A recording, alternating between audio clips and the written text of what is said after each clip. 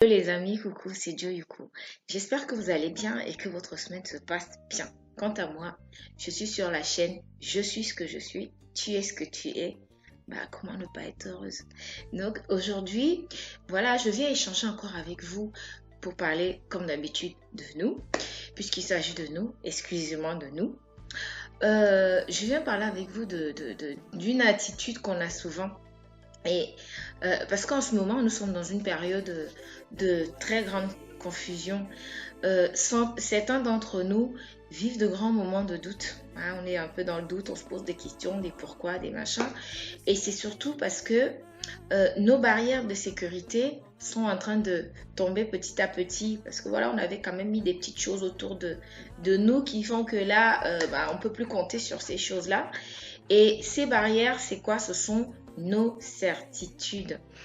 Nos certitudes peuvent nous donner l'espoir, peuvent nous encourager à dépasser certaines choses et elles peuvent aussi devenir des blocages, des freins et même emmener parfois le rejet des autres.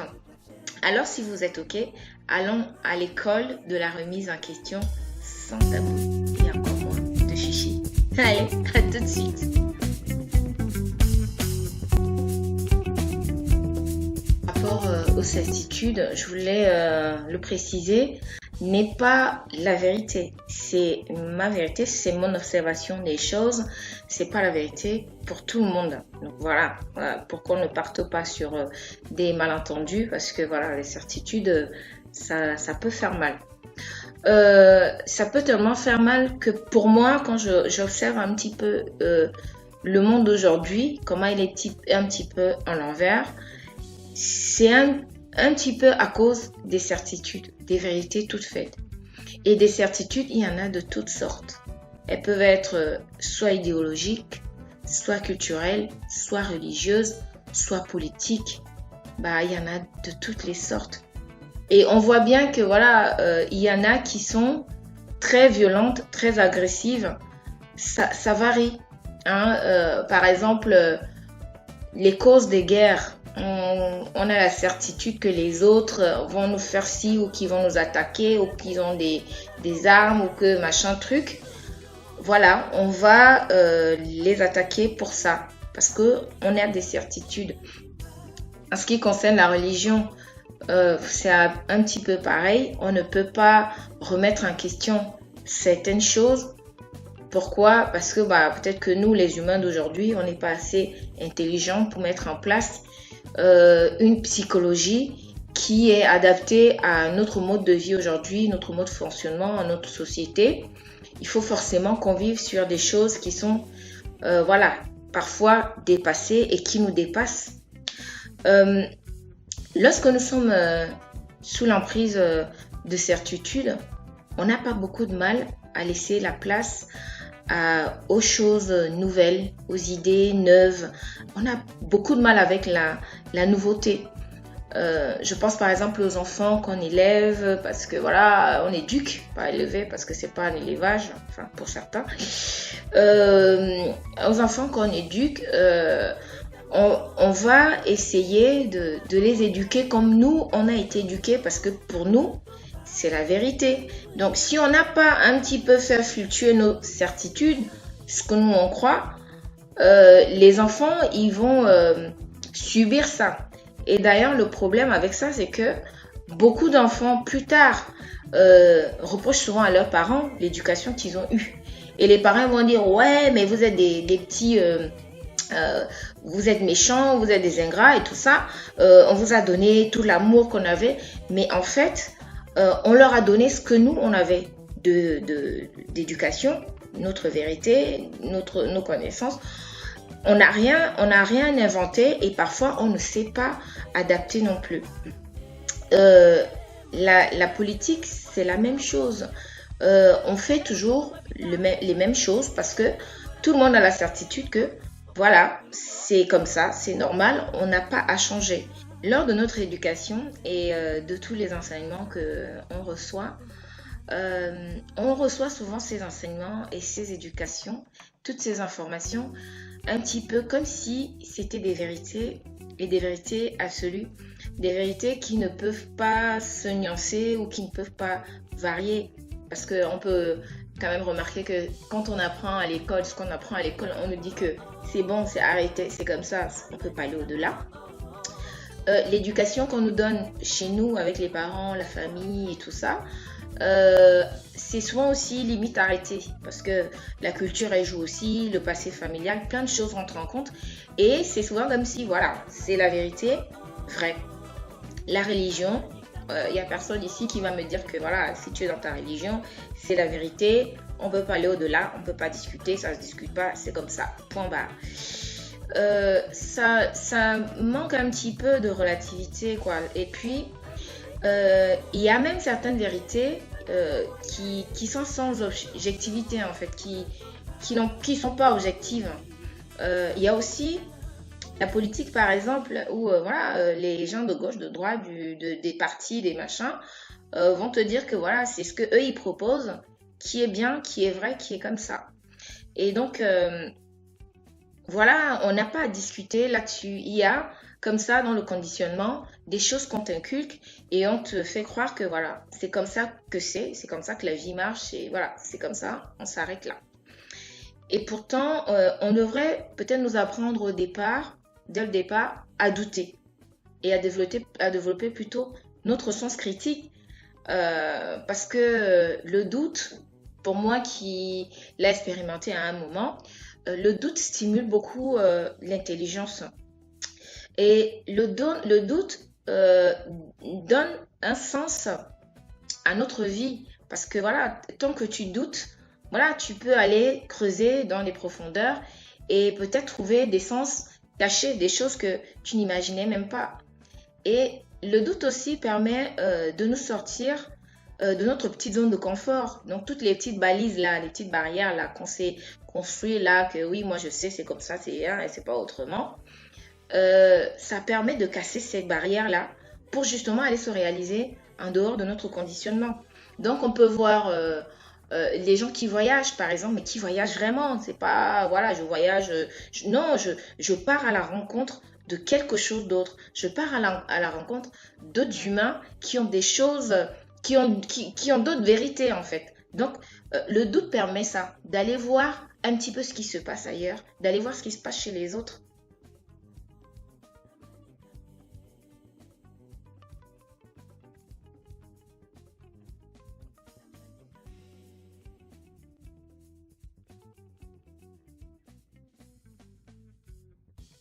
Si on n'arrive pas à s'adapter au changement, parce que voilà, on est resté dans notre petite vérité, dans nos certitudes, on ne va pas voir que les règles du jeu ont changé.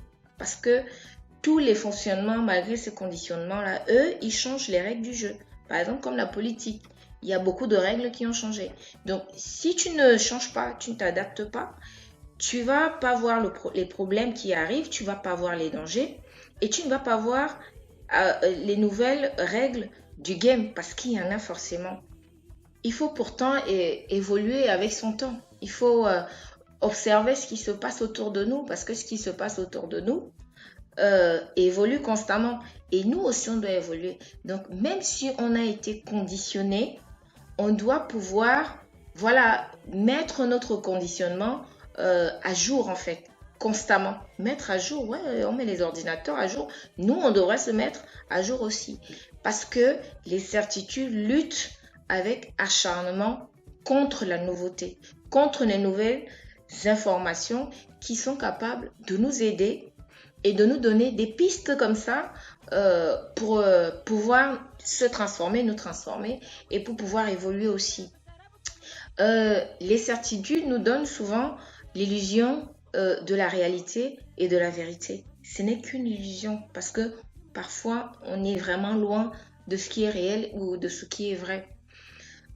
Avec nos certitudes en poche, telles de la monnaie, hein, parce que voilà, plus on en a et mieux on peut dormir tranquille parce qu'elle nous achète tous nos problèmes, hein, parce que ça nous empêche d'être un petit peu responsable de ce qui se passe. Hein. Je pense un petit peu à toutes les béquilles promettent voilà, d'atteindre la joie, le bonheur, la prospérité et tout ça, juste voilà, en croyant à leur philosophie par exemple.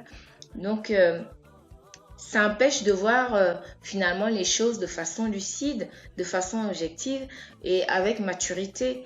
Et donc, quand on est quand on reste dans les certitudes, on ne peut pas grandir.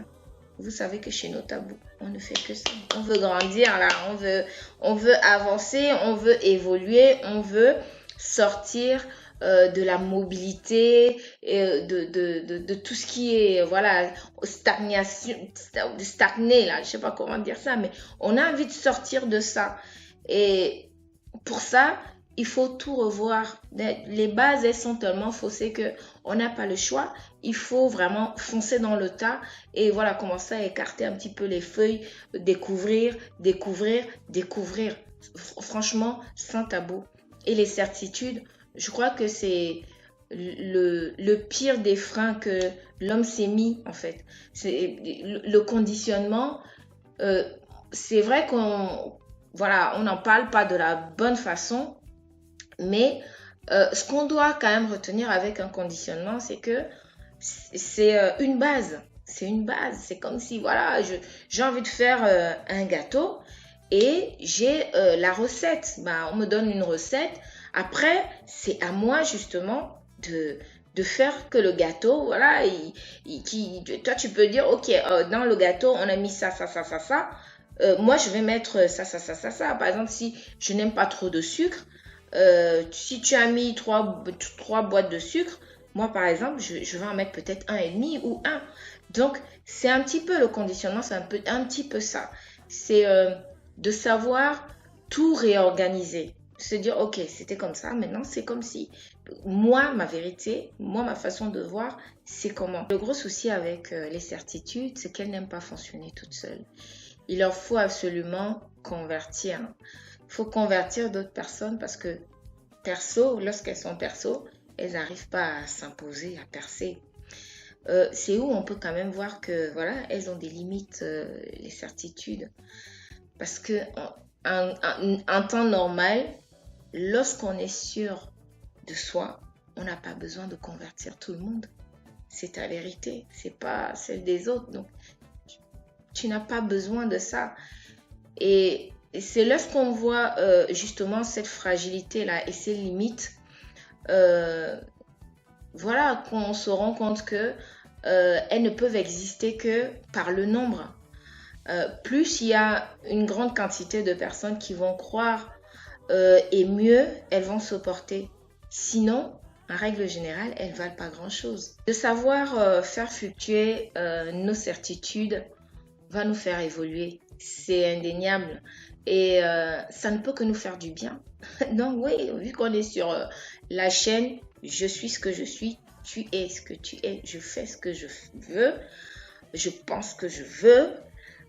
Voilà, mais ma vérité, voilà, je la fais bouger au fil du temps, au fil des ans, au fil des personnes, au fil des événements, au fil de plein de choses, parce que voilà, une vérité, c'est comme une fleur, ça éclose, ça meurt, ça repart, c'est ça la vie. Et donc, il faudrait apprendre en allant expérimenter soi-même. Ne pas hésiter à remettre en question, ne pas hésiter. Douter de tout, même de moi. Ne croyez pas tout ce que moi je vous dis, hein. Vous doutez, parce que même moi-même, je ne suis pas sûre que c'est la vérité. Moi, je dis que c'est la mienne parce que voilà, ça sort de ma bouche, ce sont mes mots, c'est voilà, mes pensées, mes machins. Mais même moi, je doute de ce que je raconte. Donc, permettez-vous de douter constamment. D'ailleurs, il y a une citation que j'adore, que j'ai lue un peu partout, là, enfin, et tout. Et cette citation est dit, il faut constamment être en colère. Le jour où on ne l'est plus, on est foutu. Donc, un bon entendeur, hein. Voilà, pour ceux qui ont compris, salut. Et donc, pour les certitudes aujourd'hui, je vais m'arrêter ici. Je voulais vraiment en parler parce que voilà, ça fait partie des choses qui nous fragilisent, ça fait partie des choses qui nous empêchent d'avancer, hein, parce que nous, on a envie d'avancer là, hein. On est fatigué de rester sur place là, de poireauter là. Donc, ça peut nous empêcher de voir un petit peu les choses différemment. Il ne faut pas oublier de mélanger les couleurs, il ne faut pas oublier de nuancer, il ne faut pas oublier de prendre à gauche, à droite. Tu mélanges, tu fais un petit truc là, tu regardes, tu dis, tiens, je vais encore prendre un peu ici, on ne sait jamais, peut-être que ça m'apporte aussi. Je parlais de mondialisation il n'y a pas très longtemps. C'est vrai que moi, de mon avis, de ma certitude, hein, qui n'est pas tellement certitude, je ne suis pas vraiment pour, mais voilà, si c'est déjà quelque chose qui fait partie du monde dans lequel j'évolue, je vais essayer de prendre les avantages. Et les avantages, c'est que voilà, je rencontre des personnes de tous bords, de partout, du monde entier, qui m'apprennent des choses extraordinaires que j'aurais jamais su il y a quelques années quand j'étais voilà, dans ma culture, dans mon pays, dans mes... Voilà. Aujourd'hui, j'ai la possibilité d'échanger avec des gens de partout et ça ne peut être que riche. Et c'est aussi pour ça que on voit que nos consciences évoluent et tout, mais c'est parce que on est tous connectés, on est tous ensemble. Donc, et justement, on arrive à avancer beaucoup plus vite, on arrive à faire beaucoup plus de choses, on arrive à, voilà, à évoluer beaucoup plus rapidement. Donc, franchement, faites fluctuer les croyances. C'est la première chose. Et je crois que c'est même la base de se dire ce que je sais, c'est pas une vérité. Voilà, je vais aller apprendre. Et il n'y a que comme ça qu'on arrive à aller rapidement. Allez, je vous dis à très très bientôt sur Je suis ce que je suis, tu es ce que tu es. Et puis voilà, c'est tout. Donc voilà, je vous dis à très bientôt sur No Tabou. Prenez soin de vous. Hein? Doutez de tout, doutez de moi, doutez de n'importe qui. Doutez même de vous. Allez, je vous embrasse très très fort. Bisous bisous.